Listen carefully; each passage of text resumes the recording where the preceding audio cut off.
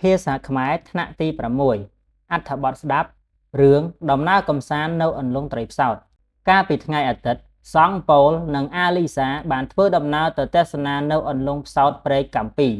ស្ថិតក្នុងខេត្តក្រចេះព្រែកកាំពីជាតំបន់ទេសចរណ៍មួយដ៏មានការទាក់ទាញអ្នកនៅតំបន់នេះបានប្រកបរបរលក់ចំណីអាហារវត្ថុអនុស្សាវរីយ៍និងជូនភ្ញៀវទេសចរជាដើមពេលទៅដល់ភ្ញៀវទេសចរទាំងពីរនាក់បានជួលទូករបស់ពូលៀបដើម្បីជិះទៅមើលត្រីផ្សោតក្នុងទន្លេដោយផ្ទាល់នៅក្នុងអន្លង់មានត្រីផ្សោតបណ្ដែតខ្លួនបង្ហាញអ្នកទេសចរ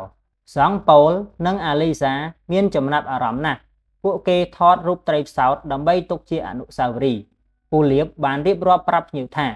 ពីមុនទីនេះមានត្រីផ្សោតច្រើនណាស់បច្ចុប្បន្នត្រីផ្សោតនៅមានតិចតួចប៉ុណ្ណោះកត្តានេះបណ្ដាលមកពីការនេសាទត្រីក្នុងអន្លង់ផ្សោតធ្វើឲ្យផ្សោតជាប់មងស្លាប់និងដោយសារចំណីកាន់តែខ្សត់ទៅ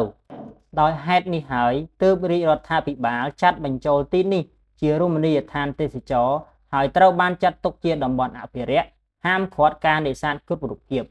ការអភិរក្សត្រីផ្សោតមានសារៈសំខាន់ណាស់ព្រោះវាអាចទាក់ទាញភ្ញៀវទេសចរដែលជាប្រភពចំណូលសេដ្ឋកិច្ចដ៏ប្រសើរ